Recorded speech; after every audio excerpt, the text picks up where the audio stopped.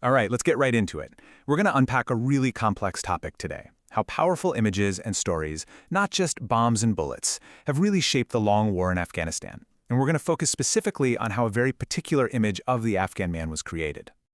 We're kicking things off with this pretty shocking quote for a reason. It just perfectly captures how an enemy is made. You see, it's not just about weapons, it's about words.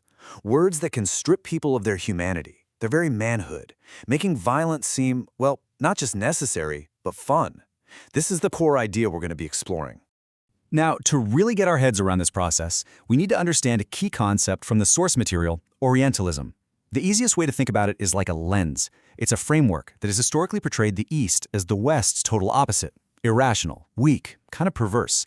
And this isn't just some dusty academic theory. It creates a real-world power dynamic that's been used to justify control and intervention for a long, long time. We're going to be using this lens for the rest of our explainer. Okay, so let's put this lens into practice with our first case study: the Taliban. The source material shows that they weren't just described as a political enemy. No, they were constructed in the Western imagination through three really powerful and persistent tropes. So trope number one. This is the big one. The one you've definitely heard over and over again in the media: the warlord. Right away, it conjures up this image of a brutal, regional strongman who's all about his own power and personal gain. But here's where it gets really interesting. Is that label actually accurate? When you dig into the history, like the source material does, you find a pretty massive, glaring contradiction.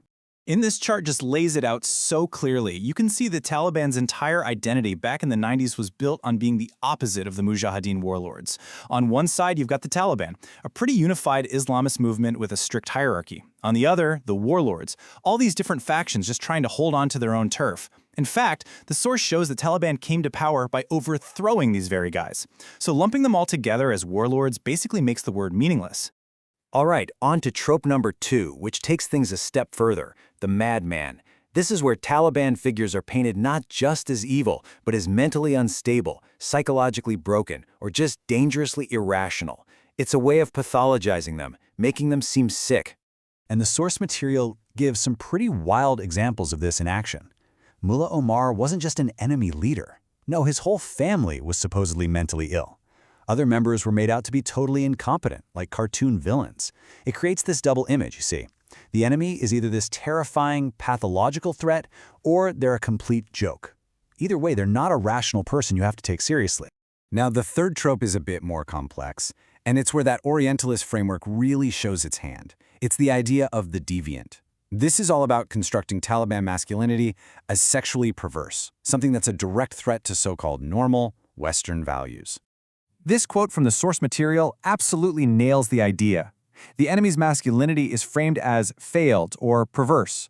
And that perceived failure gets tied to this whole laundry list of pathologies, everything from madness to sexual deviance. And if they're that sick, well, that becomes the justification for needing to confront and discipline them. So you end up with this really bizarre, contradictory picture, right?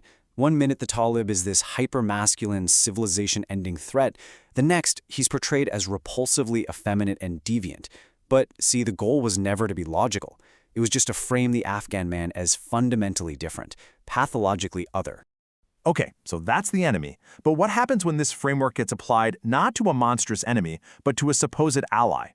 Let's talk about the former Afghan president, Hamid Karzai. You'd think it would be totally different, but, well, the underlying logic is surprisingly similar. Just look at the whiplash on this slide. In the first column, that's the early 2000s Karzai. He's a hero. Afghanistan's Nelson Mandela. Handsome, brave, rugged. Then, look at the second column just a few years later. Suddenly he's the problem. He's irrational, prickly, even called a wayward child. I mean, that is a complete 180. What on earth could explain such a drastic shift? Did he change, or did the way people saw him change? Well, the source argues the big shift wasn't because of some personal weakness on Karzai's part. Actually, it was the exact opposite. The narrative changed because he was becoming stronger and more politically independent from his Western backers. His fatal flaw? He started acting like the leader of his own country. And here's what that actually looked like.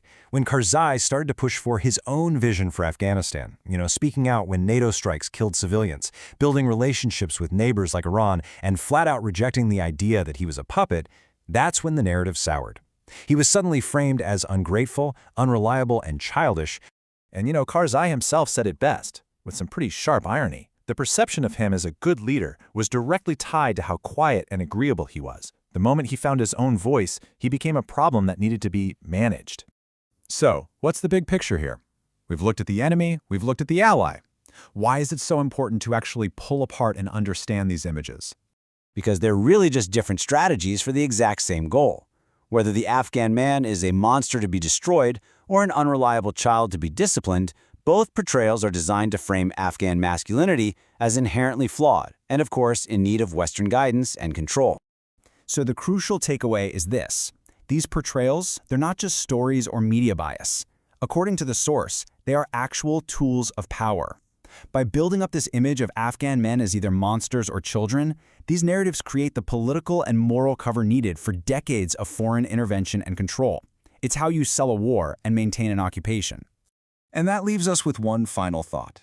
Now that you have this critical lens, this way of seeing how these Orientalist tropes work, where else do you see these exact same patterns being used to shape how we understand other conflicts and other cultures around the world today? Something to think about.